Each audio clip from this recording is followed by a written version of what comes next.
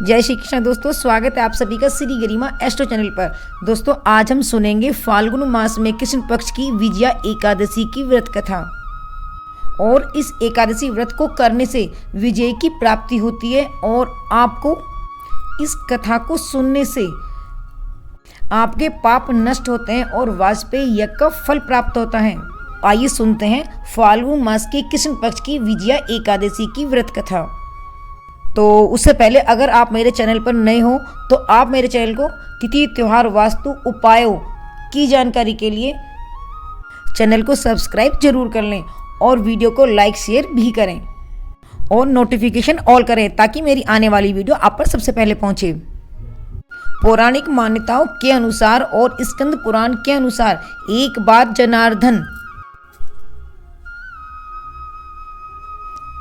एक बार धर्मराज युधिष्ठिर बोले, हे जनार्दन, फाल्गुन मास के कृष्ण पक्ष की एकादशी का क्या नाम है तथा उसकी विधि क्या है, कृपा करके आप मुझे बताइए।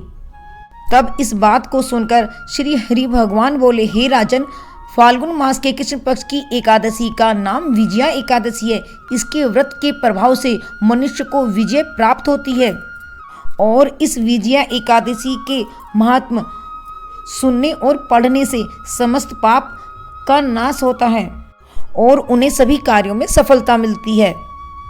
तो एक बार देवऋषि नारद जी ने जगत पिता ब्रह्मा जी से कहा, महाराज आप मुझे फाल्गुन मास के कृष्ण पक्ष की एकादशी का विधान कहिए। तो इस पर ब्रह्मा जी कहने लगे कि हे नारद, विजया एकादशी का व्रत पुराने तथा नए पापों को नाश करने वाला है और इस विजया एकादशी की विधि मैंने आज तक किसी से भी नहीं कही। यह समस्त मनुष्यों को विजय प्रदान करती है। और त्रेता युग में मर्यादा पुरुषोत्तम श्री राम जी को भी जब 14 वर्ष का वनवास हो गया था तब वे श्री लक्ष्मण तथा सीता जी सहित पंचवटी में निवास करने लगे। वहां पर दुष्ट रावण ने जब सीता जी का हरण किया तब इस समाचार से श्री रामचंद्र जी तथा लक्ष्मण अत्यंत व्याकुल हो गए और सीता जी की खोज के लिए चल दिए। और सभी जगह घूमते घूमते वो जटायु के पास पहुंचे।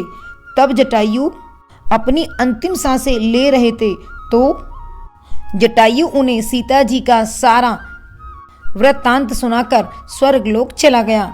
कुछ आगे जानकारी उन्हें सुग्रीव से मित्रता होने के बाद मिली और फिर हनुमान जी ने लंका में जाकर सीता जी का पता लगाया और उनसे भी श्री रामचंद्र जी और सुग्रीव की मित्रता का वर्णन किया। वहां से लौटकर हनुमान जी ने भगवान श्री राम के पास आकर सभी प्रकार समाचार कहे और फिर श्री हरि रामचंद्र जी ने वानर सेना सहित सुग्रीव की संपत्ति से लंका को प्रस्थान किया और उनकी सभी वानर सेना लंका के समीप पहुंच गई। और जब श्री रामचंद्र जी और वानर सेना समुद्र के किनारे पहुंचे तब उन्होंने मगरमच्छ आदि से युक्त उस अगाध समुद्र को देखकर लक्ष्मण जी से कहा कि इस समुद्र को हम किस प्रकार से पार कर पाएंगे। तब इस पर लक्ष्मण ने कहा, हे पुरुषोत्तम, आप आदि पुरुष हैं, सब कुछ जानते हैं। यहाँ से आधा योजन दूर पर कुमारी द्वीप में वकदालभ्य नाम के मुनि रहते हैं। उन्होंने अनेक ब्रह्मा देखे हैं। आप उन्हें जाकर पूछिए और उसका उपाय भी पूछिए। लक्ष्मण जी के इस प्रकार के वचन सुनकर श्री रामचंद्र जी लक्ष्मण जी के इस प्रकार के वचन सुनकर श्री रामचंद्र जी वल्कादभ्य ऋषि के पास गए और उनको प्रणाम कर बैठ गए। मुनि ने भी उनको मनुष्य रूप धारण किए हुए पुराण पुरुषोत्तम समझकर उनसे पूछा कि हे राम, आपका आना कैसे हुआ। रामचंद्र जी कहने लगे कि हे ऋषि, मैं अपनी सेना सहित यहाँ आया हूँ और राक्षसों को जीतने के लिए लंका जा रहा हूँ और आप कृपा करके समुद्र पार करने का कोई उपाय बतलाइए। मैं इसी कारण आपके पास आया हूँ। तब इस प्रकार सभी बात सुनकर ऋषि बोले, हे राम, फाल्गुन मास के कृष्ण पक्ष की एकादशी का उत्तम व्रत करने से निश्चय ही आपको विजय प्राप्त होगी, साथ ही आप समुद्र पर भी विजय प्राप्त कर लेंगे। तो इस प्रकार की बातें सुनकर मुनि ने उन्हें इस व्रत की विधि बताई कि 10वीं के दिन तांबा या मिट्टी का एक घड़ा बनाएं। उस घड़े को जल से भरकर पंच पल्लव रख वेदिका का स्थापना करें। उस घड़े के नीचे सतनाजा और ऊपर जौ रखें। फिर उस पर श्री नारायण भगवान की मूर्ति स्थापित करें।